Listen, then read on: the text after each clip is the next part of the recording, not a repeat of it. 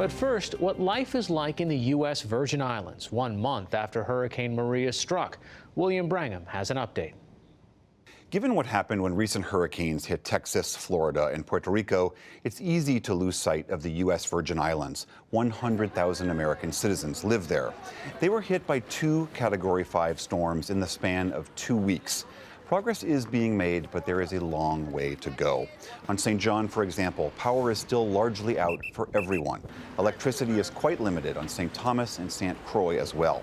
Many structures, including 2 hospitals, schools, and police stations, were destroyed.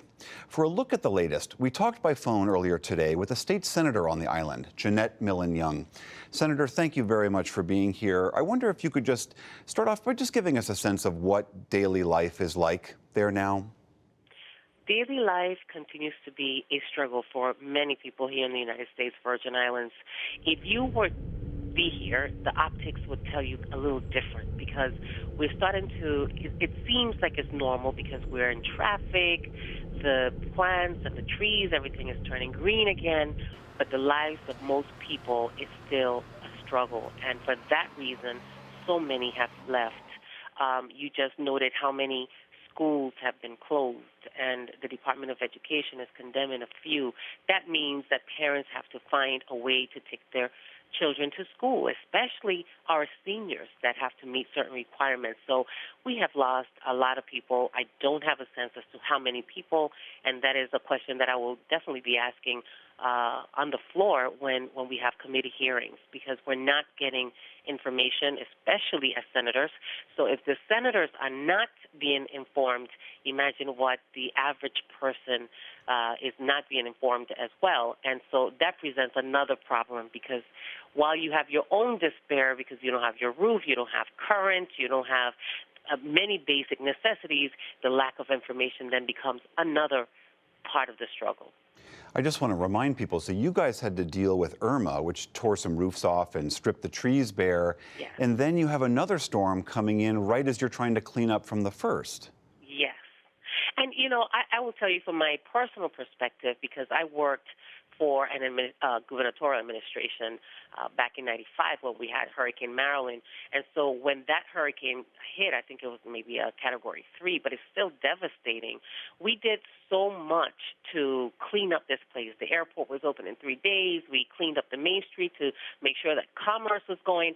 And now we're not. And so I understand we had 2 Category 5, but we didn't do enough after the first, so much less after the second. And so that has really crippled us. The economy is tanking, and we need to get commerce going. Many of the stores are still cash only. We have a lot of people unemployed because you had all these hotels closed, so that means it displaced about 1,000 people. Well, that represents families, doesn't it? So the economy is taking a real blow, and we really need to get this going. Can you tell us a little bit about what's the situation with regards to electricity? The electricity, as you yourself mentioned, you know, I was on St. John yesterday. They still, you know, are really struggling there. There's no power, and whoever is open with generators. So the generator companies are doing really good because we're not moving fast enough.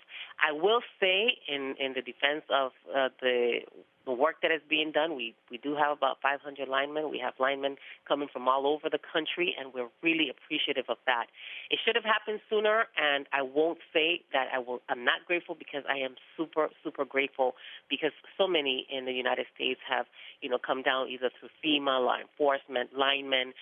But we need to operate as if it's a small place, because it is a small place. We should have been further along, despite the fact that it was Category 5 hurricanes that hit us. So who do you put that responsibility on? I know FEMA is the one that's in charge of the response. Do you feel like they haven't been doing enough, or where do you apportion blame in this? Well, I have to say that it comes from the top. The senators are not at the table when it comes to emergency management. We're policymakers, and we approve funding, but we are not at the table for emergency response. And when you ask certain federal officials, they'll tell you, well, the state didn't make this request. I know that I have asked for many things to happen, but I don't see them. And sometimes we can get caught up politically when we shouldn't, because we have lives at stake. I understand you were in Washington, D.C. recently speaking to some senior leadership here in the Senate and the House. Did you get a sense that they were hearing you?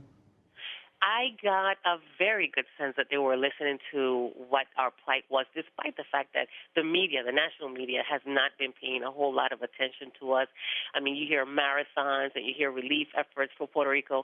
I am half Puerto Rican myself, so I'm happy that people are responding to Puerto Rico, but I am a public servant for the United States Virgin Islands, so it hurts every single time I hear what is happening in Puerto Rico and no one mentions what's happening in the United States Virgin Islands. Once again, I thank you for the attention being placed here, because our hurt is very real. All right, Senator Jeanette Millen-Young from the U.S. Virgin Islands, thank you very much for talking with us. Thank you. Thank you so much.